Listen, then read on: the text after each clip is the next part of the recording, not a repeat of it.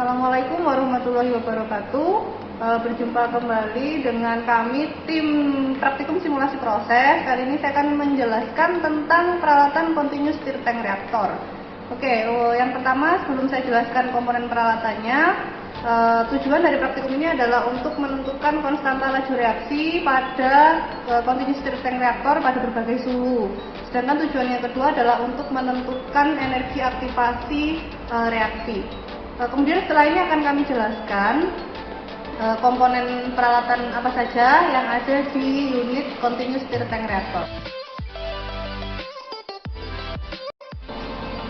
Berikut ini adalah peralatan continuous stir tank reaktor yang berada di lab praktikum simulasi proses. Terdiri dari beberapa bagian. Yang pertama ini adalah bagian utamanya, yaitu continuous stir tank reaktornya atau CSTR, di mana telah diketahui volume dari reaktornya adalah sebesar 1118 mili atau sekitar 1,118 liter. Di dalamnya dilengkapi dengan coil, ya, di mana nanti coil akan dialiri oleh bisa fluida pendingin maupun fluida pemanas, ya, tergantung suhu reaksi yang akan kita terapkan. Nah, alat yang menyuplai media pendingin atau pemanas di dalam coil adalah water bath berikut ini. Nanti akan dijelaskan bagaimana cara mengoperasikan water bath-nya dan bagaimana melakukan setting suhu media pemanas maupun pendingin. Kemudian bagian berikutnya ada tangki feed, ya. Tangki feed ada dua. Yang pertama tangki feed untuk NaOH yang di bagian depan. Kemudian yang berikutnya adalah tangki feed untuk etil asetat, ya, yang berada di bagian belakang. Nah, dua-duanya ini dilengkapi dengan pompa, ya, di mana tipe pompa yang digunakan adalah peristaltic pump, ya, berikut ini. Jadi untuk yang NaOH akan terhubung dengan pompa yang di sebelah kanan, sedangkan untuk yang etil asetat akan terhubung dengan pompa yang di sebelah kiri. Di pompanya sendiri ada setting untuk kecepatan pompanya, ya, mulai dari 0 sampai 10. Kemudian di dalam CSTR juga dilengkapi dengan pengaduk, ya. Nah, di mana speed untuk pengadukan juga bisa diatur melalui tombol yang ada di sebelah kanan, ya. Speednya pun bisa diatur secara manual. Kemudian untuk buangan atau drainase dari reaktor ada di sebelah sini. Pada saat kita melakukan pengoperasian itu harus dalam kondisi tertutup, tapi ketika sudah selesai untuk mengeluarkan larutan di dalam mixing tank ini bisa kita buka dengan diarahkan searah dengan pipa keluaran. Kemudian yang berikutnya ada probe, ya, di mana probe-nya nanti akan membaca konduktivitas dari larutan yang berada di dalam reaktor, ya. Ini bisa dilepas, ya, nanti bisa dicuci seperti itu. Nah, probe-nya yang berwarna biru, ya, yang ini dari sini kelihatan. Nah, ini untuk motor pengaduknya. Nah, ini pengaduknya seperti itu, ya. Kemudian display yang ada di sini ini menunjukkan conductivity, ya. Kalau ingin dibaca langsung dari alatnya bisa melihat bagian yang ini, nanti akan tertera berapa konduktivitas larutan yang berada di dalam CSTR, dan nanti juga bisa dibaca melalui PC atau dari software CEM-nya begitu. Setelah ini akan langsung kita jelaskan bagaimana cara pengambilan data untuk praktikum CSTR.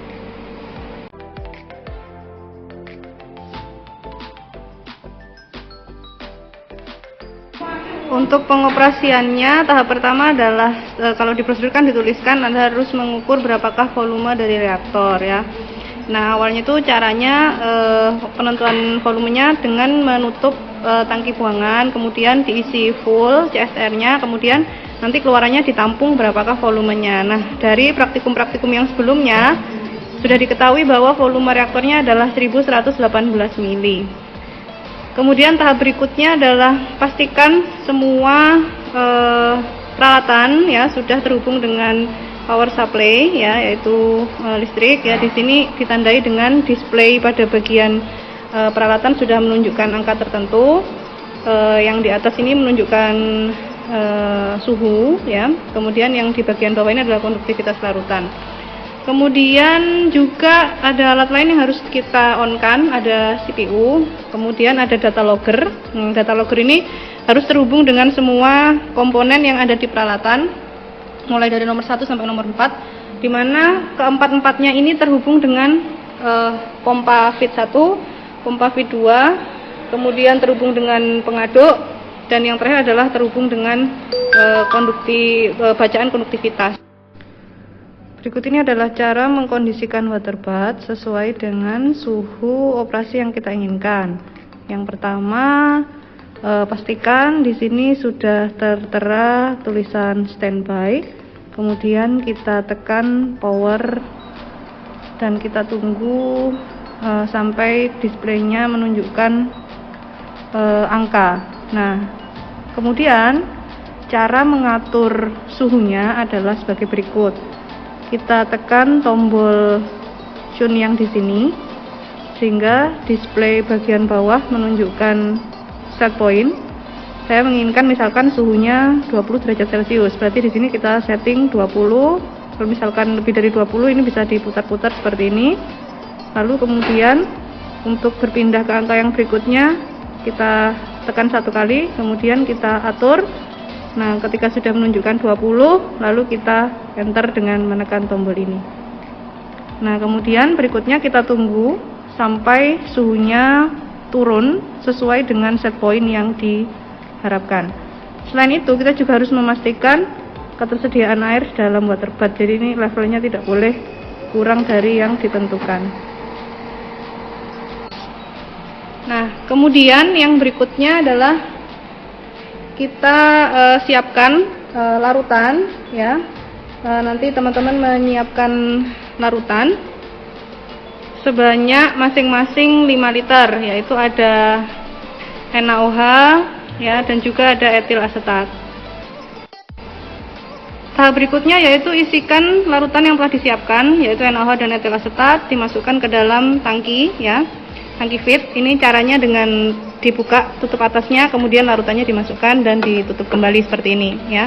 Pastikan nanti levelnya tidak boleh sampai mencapai dasar, karena pompa ini akan mengambil larutannya itu dari bagian bawah kemudian dialirkan menuju ke reaktor. Seperti itu ya. Jadi pastikan level dari larutan yang berada di dalam tangki feed, baik itu NaOH maupun etil asetat, selalu mencukupi seperti itu. Langkah berikutnya, buka software CEM ya yang ada di desktop. Kemudian kita tunggu beberapa saat. Jadi ini adalah interface untuk kita mengoperasikan peralatan ini dari PC ya.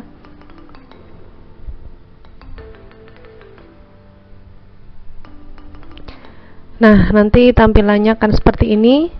Kemudian kita masuk ke menu setting ya. Di sini kita tetapkan sampelnya, kita ambil secara otomatis dan waktu pengambilan sampelnya tiap 30 detik ya. Jadi tiap 30 detik sekali akan direcord dan tipenya continue ya. Jadi dia akan berhenti kalau kita hentikan seperti itu.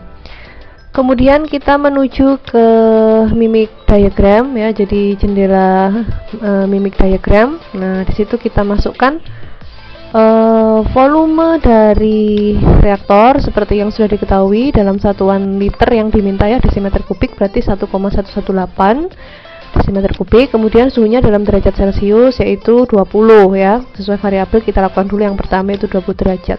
Kemudian konsentrasi NaOH-nya kita pakai 0,05 sesuai dengan larutan yang dibuat, begitu juga dengan etil asetat, konsentrasinya juga 0,05 molaritas ya. Nah, untuk laju alir dan juga conductivity dan stirrer speed nanti baru akan diketahui saat alatnya dalam posisi on begitu ya. Tahap berikutnya yaitu nyalakan pompa ya. Nyalakan pompa untuk tangki feed 1 ke arah manual, tangki feed 2 juga ke arah manual.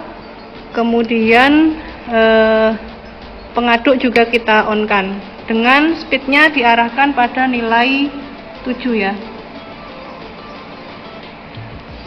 Nah, ini ya.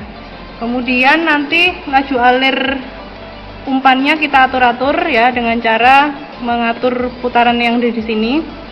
Ini jangan sampai terkunci ya. Kalau ke bawah begini mengunci, berarti kita harus buka, arahkan ke atas baru diputar seperti ini. Nah, kita usahakan nanti laju alirnya itu mendekati sekitar 30 ya. Dari mana kita tahu 30? Kita bisa lihat display. Jadi untuk flow rate dari umpan baik itu NaOH maupun etil asetat bisa dilihat di display. Tadi sudah diatur supaya mendekati 30 derajat, 30 mili per menit. Nah, di mana kenapa diupayakan dua-duanya mendekati 30 mili per menit? Karena prinsipnya harus equimolar, di mana koefisien reaksi untuk etil asetat dan NaOH kan sama-sama 1 ya. Jadi konsentrasi masuknya sama dan flow rate-nya juga diupayakan sama. Kemudian untuk kecepatan pengadukan bisa dilihat di bagian stirrer speed di sini ya. Kecepatan pengadukannya sekarang menunjukkan 170 rpm. Kemudian yang berikutnya kita lihat posisi probe-nya tidak terlalu menyentuh dasar tapi tidak juga terlalu di atas ya, jadi agak ke bawah. Stirrernya posisinya on ya, sesuai dengan yang disetting, dan ini liquidnya masuk dari sini dan dari sebelah sini. Nanti dia akan overflow ya, keluar dari pipa yang ini. Nah, ini dia pipa yang ini. Nah, kemudian juga kita harus memastikan bahwa drainase valve dari drain valve dari reaktornya tidak boleh dalam posisi terbuka ya, jadi harus ditutup supaya larutannya tetap berada di dalam reaktor ya. Nah, lalu yang berikutnya juga kita lihat ya, konduktivitasnya di sini relatif belum terbaca karena memang probe-nya belum menyentuh larutan. Dan juga suhu dari water bath sebagai media pendingin untuk air pendingin yang ada di dalam coil itu menunjukkan sesuai set point yaitu 20 derajat Celcius ya. Nah, ini kita tunggu. Setelah semua kondisi operasi sudah sesuai yang kita inputkan, kemudian klik go di sini ya. Nah, kemudian kita bisa menuju ke tabel pengamatan yaitu view table di sini. Kita akan lihat nanti akan ada record data setiap 30 detik ya, setiap 30 detik nanti akan ada record data ya. Ini di sini measure conductivity-nya, nanti kita lihat berapa nilai measure conductivity-nya dari waktu ke waktu.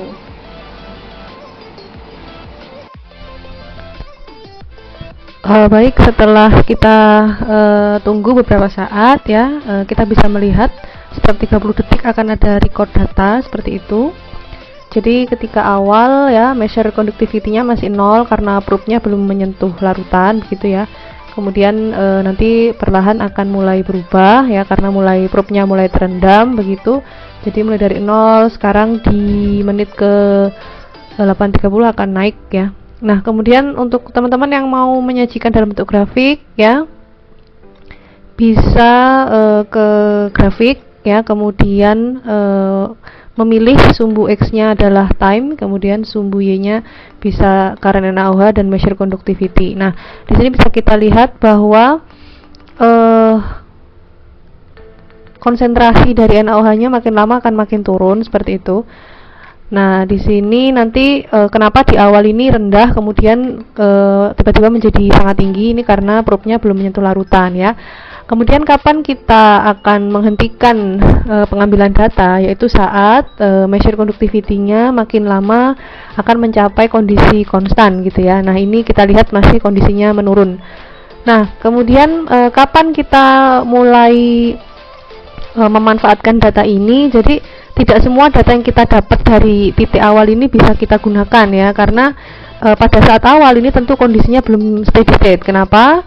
Yang namanya reaktor CSTR itu steady state saat dia sudah mencapai overflow ya. Jadi laju alir yang masuk harus sama dengan yang keluar.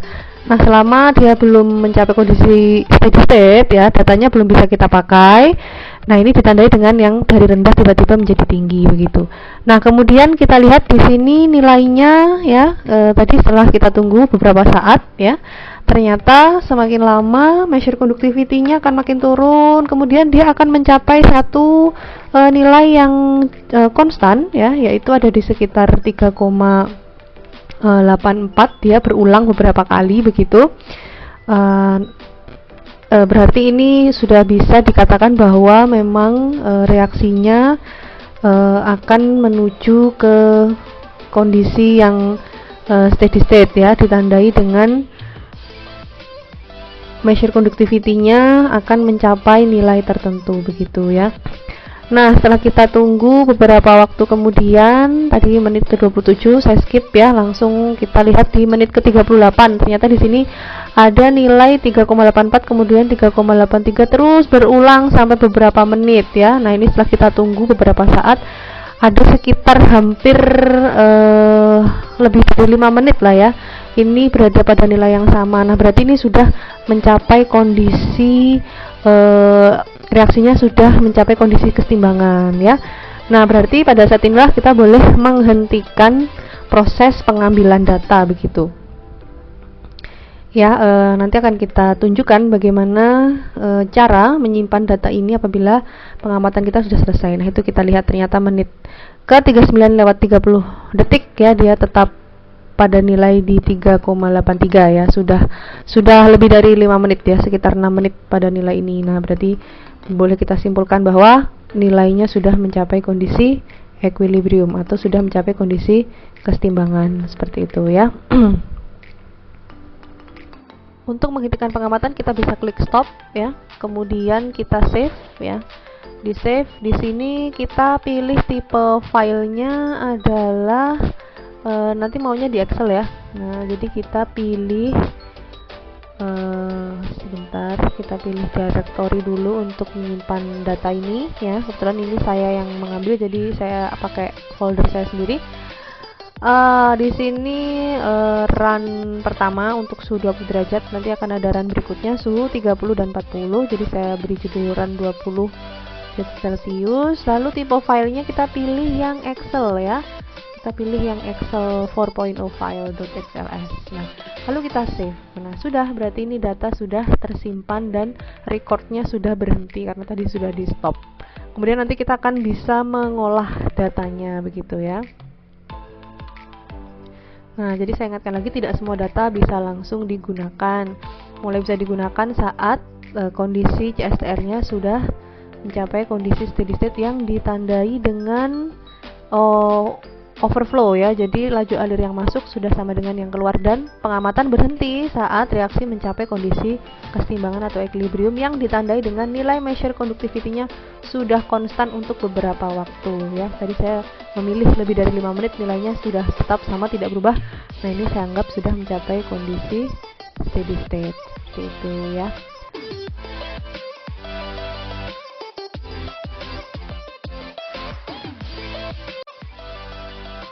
Untuk tahapan shutdown, matikan kedua pompa dan juga pengaduk dengan cara mengarahkan tombolnya ke arah remote ya, yang awalnya manual. Kemudian yang berikutnya adalah kita keluarkan isi dari reaktor dengan cara membuka drain valve ya. Jadi karena tadi sudah mencapai kondisi steady state, kemudian pompa kita hentikan, berarti masih ada yang tertahan di dalam volumenya ya, volume larutannya. Kemudian kita keluarkan melalui drain valve ini, kita arahkan lurus arah dengan aliran pipa keluaran ya, sehingga nanti volumenya akan bisa keluar dari reaktor CSTR. Kemudian tekan tombol power di alat CSTR ini ya ke arah off. Lalu apabila masih ada sisa larutan ya, ini bisa dikeluarkan ya dari bagian bawah tangki feed, itu ada drain valve juga untuk feednya. Kemudian yang berikutnya adalah kita tekan tombol power untuk data logger ke arah off ya. Begitu juga dengan main switch data loggernya ke arah off. Mungkin sekian yang bisa saya sampaikan ya. Terima kasih atas perhatiannya dan selamat mengerjakan lembar kerja mahasiswa. Apabila ada yang ingin didiskusikan, bisa disampaikan di kelas begitu, atau meninggalkan komen di video ini. Terima kasih. Mohon maaf kalau ada kekurangan. Saya akhiri ya. Wassalamualaikum warahmatullahi wabarakatuh. Sampai bertemu di modul berikutnya.